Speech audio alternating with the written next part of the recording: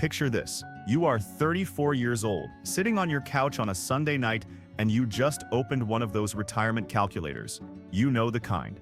The ones with the friendly green progress bar that is supposed to make you feel like you are on track. You type in your salary, you type in your age, you type in how much you have saved so far, and then it hits you with a number so large it feels like a punishment. $2.3 million.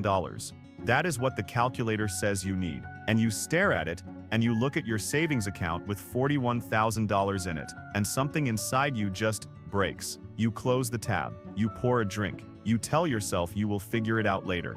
But later never comes because the number is so absurd, so impossibly far away, that it paralyzes you into doing absolutely nothing. Here is the thing nobody in the financial industry wants you to understand. That number is almost certainly wrong, not because the math is broken, but because the assumption feeding the math is broken, and that assumption has been steering millions of people off a cliff for decades. My name is Bobby, and I spend way too much time thinking about the invisible lies baked into our financial system. The ones that keep you working 5 extra years because a calculator told you to. The ones that make you believe you need a fortune to stop working, when in reality, you might need far, far less. Today, we are going to dismantle one of the most stubborn myths in retirement planning. We are going to talk about the 80-70-60 rule. And by the end of this conversation, your retirement number is going to shrink, possibly by hundreds of thousands of dollars. And that is not wishful thinking. That is arithmetic. Let us start with where the original number comes from, because it matters. For decades, the financial planning industry has operated on a single dominance assumption. When you retire, you will need roughly 80% of your pre-retirement gross income to maintain your standard of living. 80%. That is the golden ratio. That is the number plugged into virtually every retirement calculator on the internet. That is the number your financial advisor uses when they build your plan, and it sounds reasonable on the surface. You earn $100,000 a year, so you will need $80,000 a year in retirement. Simple, clean, easy to model. But here is where it falls apart. That 80% figure is based on your gross income, not your take-home pay, not what actually hits your bank account, your gross. And the gap between those two numbers is enormous. When you are working, a significant chunk of your paycheck never touches your hands. You are paying Social Security taxes. You are paying Medicare taxes. You are contributing to your 401k. You are paying federal income tax at your marginal rate. You are paying state income tax if your state has one. By the time the money reaches your checking account, you are living on 60 to 70% of your gross income already. So when someone tells you that you need to replace 80% of your gross income in retirement, they are actually telling you to have more disposable income in retirement than you had while working. Think about that. The standard advice is telling you to be richer after you stop earning money than you were while you were earning it. That does not sound like a safety net.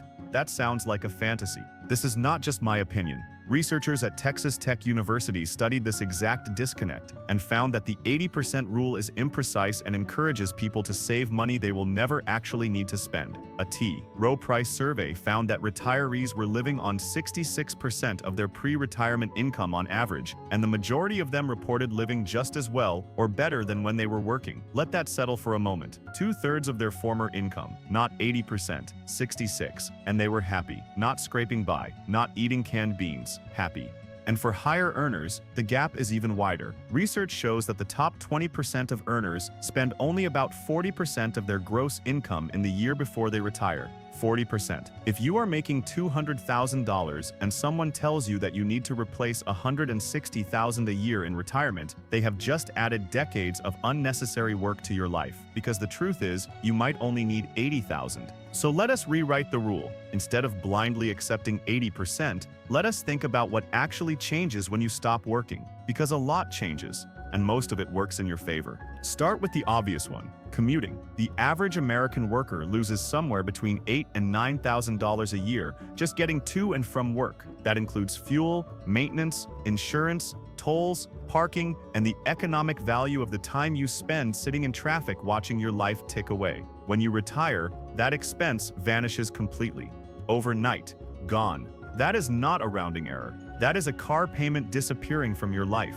Then there are the clothes. You do not need the suits. You do not need the dress shoes. You do not need to dry clean anything. You are wearing whatever you want because nobody is evaluating your appearance in a quarterly review. Then there is the food, those $12 salads, the coffee runs, the lunches with colleagues that somehow always cost $22 with tip. Retirees cook more at home because they have something workers do not have: time. Time is the most underrated financial asset in existence. When you have it, you spend less money buying convenience. Then there are the taxes. And this is the one that really changes the math. When you are working, your income is taxed at your full marginal rate. Social Security taxes take 6.2%. Medicare takes 1.45%. Your 401k contributions come off the top, sure, but the remaining income still gets taxed aggressively. In retirement, the picture flips dramatically. Social Security income is only partially taxable for most people. Qualified withdrawals from Roth accounts are tax-free. Your standard deduction increases at 65. Capital gains rates are lower than earned income rates. For many retirees, the effective tax rate drops by a third or more compared to their working years. And then there is the single biggest expense that disappears when you retire: saving for retirement. This one is almost comically overlooked. If you have been diligently putting 15% of your income into a 401k for 20 years, that 15% contribution stops the moment you retire. You were already living without that money. It was never part of your lifestyle, so why on earth would you need to replace it? When you stack all of these up, something remarkable happens. The gap between what you earn and what you actually need to replace shrinks dramatically. For many people, it is not 80%. It is not even 70%. It is somewhere between 55 and 65% of their pre-retirement gross income. And that changes everything. Let me show you exactly how much it changes with real numbers, because this is where people either wake up or keep sleepwalking. Take someone earning $100,000 a year. Under the 80% rule, they need $80,000 per year in retirement. Using the 4% rule, which says you can safely withdraw 4% of your portfolio each year without running out of money over 30 years, that person needs $2 million saved. 2 million, that is the number on the calculator. That is the number making people lose sleep. Now apply a 70% replacement rate. They need $70,000 a year. At the 4% withdrawal rate, they need $1.75 million. That is $250,000 less. Now apply 60%, $60,000 a year, $1.5 million. That is a full $500,000 less than the 80% target, $500,000. Do you understand what that means in practical terms? At a savings rate of $15,000 per year with average market returns, the difference between needing $2 million and needing $1.5 million is roughly 7 to 8 years of work. 7 to 8 years. That is not an optimization. That is a different life. That is retiring at 57 instead of 65. That is watching your grandchildren grow up instead of watching your email inbox fill up. That is freedom arriving almost a decade early because you stopped using the wrong number. And this is not even accounting for Social Security, which covers roughly 40% of pre-retirement income for the average worker. When you layer that in, the amount you need from your own savings shrinks even further. So the question becomes, which number are you? Are you the 80, the 70, or the 60? Here is how to think about it. The 80% person has an expensive lifestyle with high fixed costs. Maybe they are still carrying a mortgage into retirement. Maybe they plan to travel extensively in the early years. Maybe they live in a high cost of living city and have no intention of leaving. Maybe they have ongoing medical expenses not fully covered by Medicare. For these people, 80% might even be conservative. They might need more. The 70% person is the balanced middle. They have a paid-off car. Their housing costs are moderate. They enjoy dining out and traveling but are not extravagant. They have some discretionary spending they could trim if needed, but prefer not to. This is probably where most working professionals land if they are honest with themselves. 70% is comfortable without being excessive. The 60% person has done something specific. They have eliminated their biggest expenses before retirement. Their home is paid off, or they have downsized. They live in an area with a reasonable cost of living. They do not carry consumer debt. They have Medicare supplemental insurance figured out. Their lifestyle runs on a relatively lean engine, not because they are depriving themselves, but because they have spent years engineering a life that does not require constant financial fuel to maintain. And here is the key insight. You get to choose which one you become. This is not destiny. This is architecture. But there is a psychological dimension to this that runs deeper than math, and it is the reason most people never actually reduce their number. It is fear. Specifically, it is the fear of not having enough. The fear that the market will crash the day after you retire. The fear that you will get sick and the bills will bury you. The fear that you will run out of money at 82 and have no way to earn it back.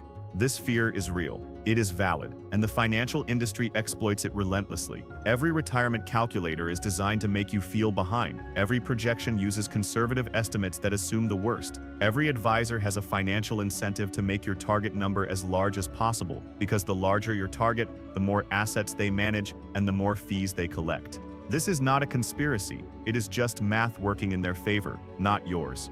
But here is what the fear overlooks. Retirement spending is not a straight line, it is a curve. Researchers at Morningstar discovered something fascinating when they tracked how retirees actually spend money over time. They found a pattern they named the retirement spending smile. In the early years, spending is high. You are healthy, you are energetic, you travel, you renovate the kitchen, you do all the things you postponed while working. Then, in the middle years, spending drops significantly. You slow down, you eat at home more, you take fewer trips. Your world gets smaller, not in a sad way, but in a contented, settled way. Then, in the late years, spending ticks up slightly due to healthcare costs. But even that increase rarely offsets all the decreases that came before.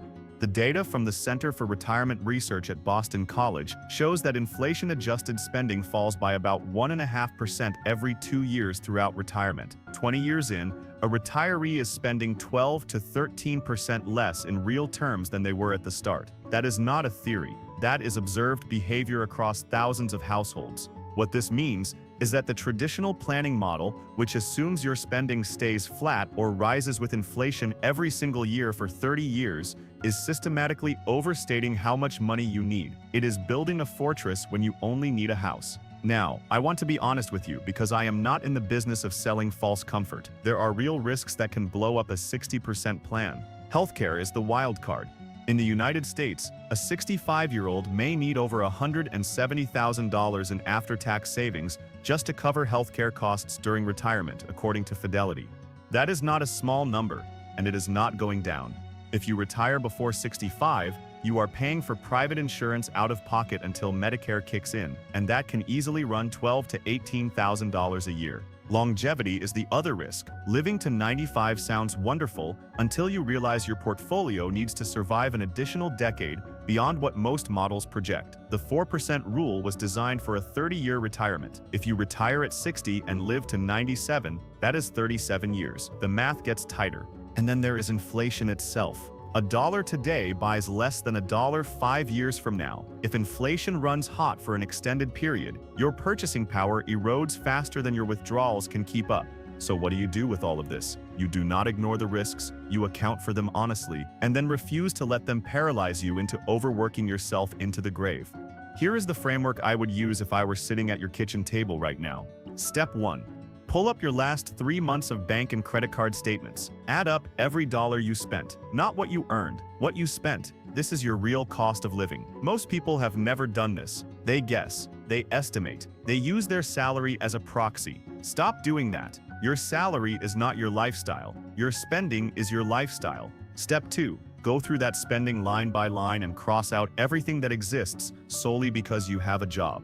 The commute, the work wardrobe, the overpriced lunches, the parking pass, the dry cleaning, the second car you only own because both partners work in different directions. Be ruthless. Be honest. You will be stunned at how much of your spending is not lifestyle spending. It is work spending disguised as lifestyle. Step 3. Cross out your retirement contributions.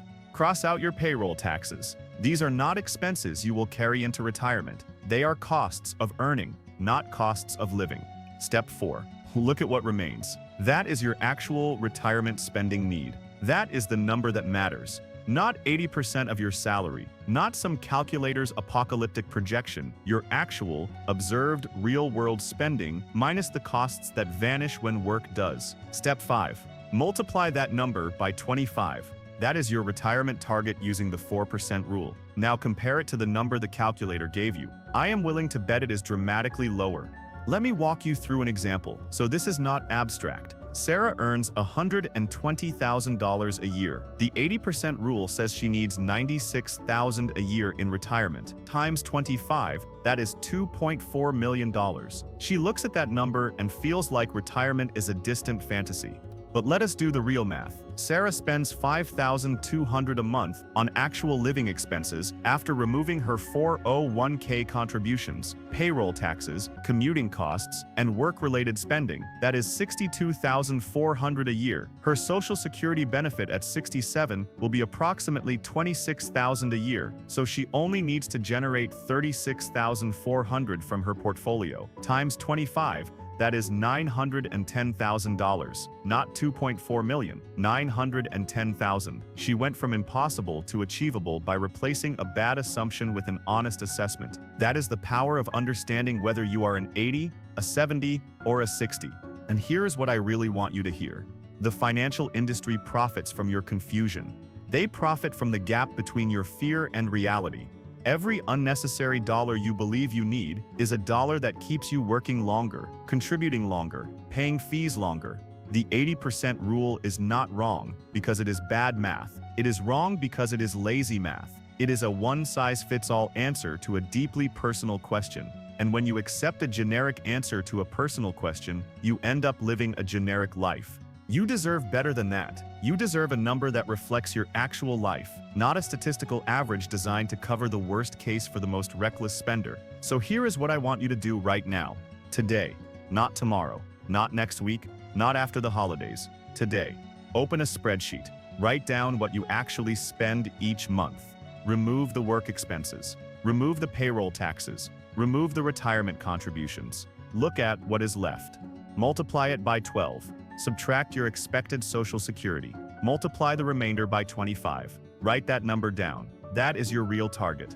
And then I want you to come back here and tell me in the comments what percentage of your gross income it actually represents. Is it 80? Is it 70? Is it 60? I bet it is lower than you think. And I bet that number is going to change the way you think about every working year you have left. If this changed how you see your retirement, hit the subscribe button. I release a new deep dive every week on the financial beliefs that are costing you time, money, and freedom. And time is the one thing you cannot earn back. Stop working toward a number someone else invented. Start working toward the number that is actually yours.